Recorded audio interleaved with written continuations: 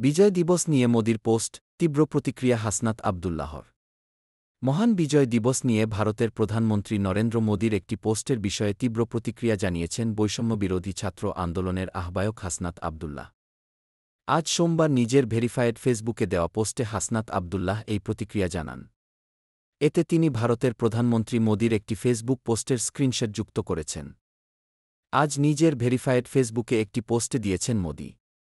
এতে তিনি লিখেছেন, আজ বিজয় দিবসে ১৯৭১ সালে ভারতের ঐতিহাসিক বিজয়ে অবদান রাখা সাহসী সেনাদের সাহস ও আত্মত্যাগকে আমরা সম্মান জানাই। তাদের নিঃস্বার্থ আত্মোৎসর্গ ও অটল সংকল্প আমাদের জাতিকে রক্ষা করেছে এবং আমাদের গৌরব এনে দিয়েছে।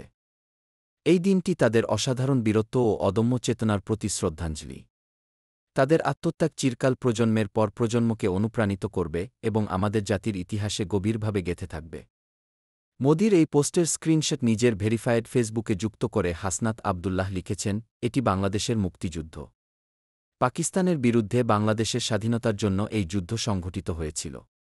কিন্তু মোদি দাবি করেছে, এটি শুধু ভারতের যুদ্ধ এবং তাদের অর্জন। তাদের বক্তব্যে বাংলাদেশের অস্তিত্বই উপেক্ষিত।